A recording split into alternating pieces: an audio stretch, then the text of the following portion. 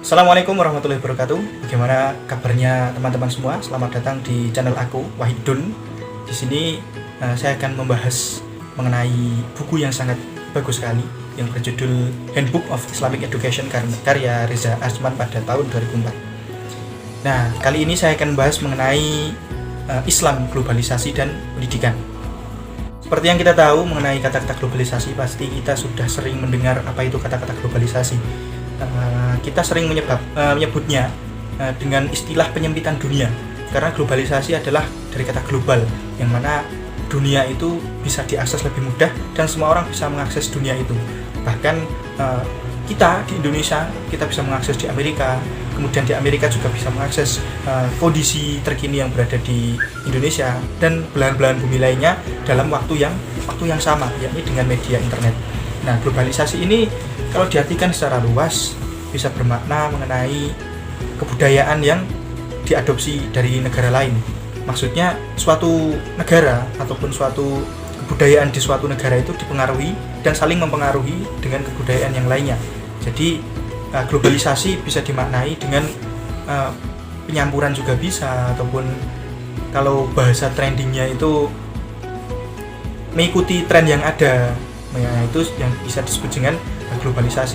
Globalisasi bisa lewat dari teknologi, bisa lewat dari pendidikan juga, bahkan bisa lewat dari kebudayaan dan nilai-nilai sosial yang berada di masyarakat, seperti itu. Nah, di dalam buku ini ada beberapa bab yang membahas mengenai interaksi muslim dengan globalisasi. Nah, interaksi muslim dengan globalisasi ini menurut buku ini dibagi lagi menjadi 4, yakni pandangan tentang globalisasi itu pasti mengenai tentang yang pertama adalah sekulerisme.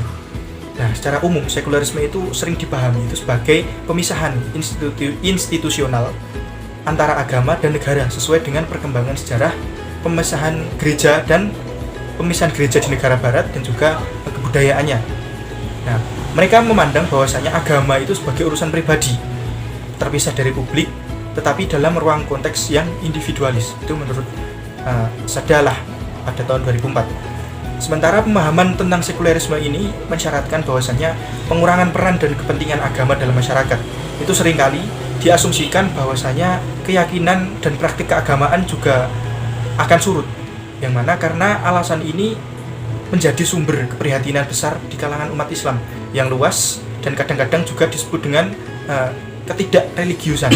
Nah, seperti contoh Turki ya. Turki itu dahulu adalah menggunakan sistem kekhilafahan Islam. Nah, itu runtuh di masa Mustafa Kemal Atatürk. Nah, Mustafa Kemal Atatürk ini membuat Turki menjadi republik, yang mana beliau memisahkan antara agama dan sekuler itu dipisahkan. Jadi antara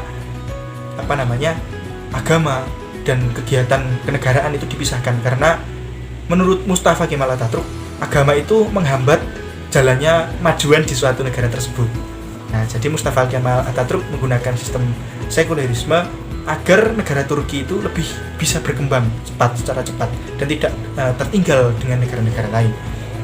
Ya, sebenarnya untuk sekulerisme dan liberalisme sendiri adalah sebuah gagasan yang mana itu bila diterapkan secara baik dan diterapkan secara terstruktur juga bisa mengembangkan agama juga dan tidak menyebabkan itu menjadi ancaman bagi sebuah negara.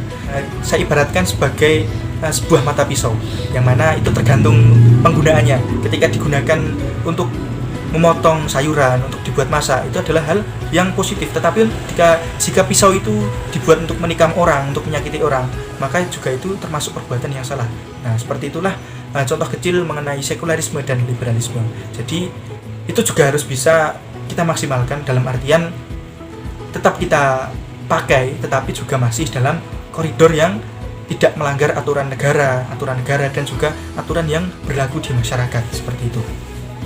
Ya, jika sekarang kalau ada yang mempermasalahkan mengenai sekulerisme dan liberalisme, maka itu tinggal kita bagaimana melihatnya. Kita ambil contoh saja ketika ada seorang muslim ataupun seorang muslim menganggap bahwasanya Amerika itu selalu buruk dan Arab itu selalu baik, maka itu juga sebuah kekeliruan. Karena ketika kita ke Arab mencari kemaksiatan juga pasti ada. Sedangkan ketika kita ke Amerika mencari kebaikan di sana juga banyak. Jadi tinggal bagaimana kita mengolah, bagaimana kita memandang suatu sudut pandang permasalahan dari sudut pandang yang berbeda. Jadi kita tidak mudah menyalahkan orang lain. Kita juga tidak mudah dalam menjudge perilaku seseorang. Sehingga moderasi beragama ataupun kita menghargai orang lain, kita bertoleransi kepada orang lain itu bisa lebih maksimal seperti itu. Kemudian globalisasi di ranah pendidikan. Nah, pendidikan ini mengalami banyak sekali perubahan sejak zaman Rasulullah hingga zaman sekarang. Nah, pendidikan Islam sendiri itu memiliki perkembangan yang mana itu juga dipengaruhi oleh perkembangan zaman juga. Seperti sekarang kita ambil contoh di Indonesia saja. Itu perkembangan dahulu pada masa pondok-pondok pesantren, mulanya pondok pesantren itu adalah tempat pendidikan yang mana sistem pendidikannya masih menggunakan sistem tradisionalis. Nah, seiring berjalannya waktu, maka ada pembaharuan yang terjadi.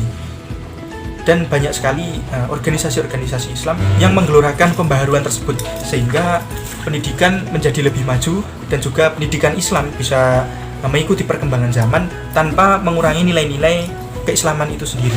Seperti itu. Jadi globalisasi pendidikan ataupun kemajuan perkembangan pendidikan Islam itu juga sangat dipengaruhi oleh pelaku yang mengembangkan. Untuk di Indonesia sendiri, untuk pembaharuan pendidikan Islam itu bisa kita lihat ketika Kiai Haji Ahmad Dahlan, ya beliau membuat Jamiah Muhammadiyah di Yogyakarta. Nah, misi beliau ini adalah pembaharuan mengenai sistem pendidikan yang berada di Indonesia. Pada mulanya juga banyak tantangan ataupun banyak tantangan dari masyarakat pada waktu itu, karena beliau membuat sebuah sistem pembaharuan sekolah ataupun sistem pembaharuan pendidikan yang menurut masyarakat itu mengadopsi budaya-budaya dari luar ataupun budaya-budaya orang kafir pada waktu itu.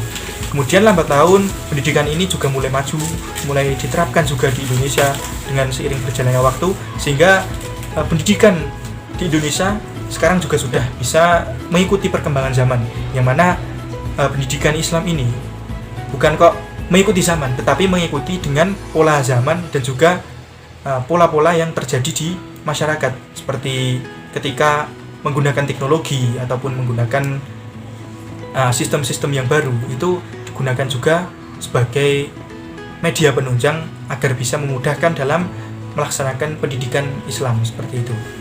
Mungkin itu sedikit video dari saya. Kurang lebihnya saya mohon maaf. Selamat bertemu di video-video saya selanjutnya. Akhirul kalam, wallahu muwaffiq ila aqwamit thoriq. Wassalamualaikum warahmatullahi wabarakatuh.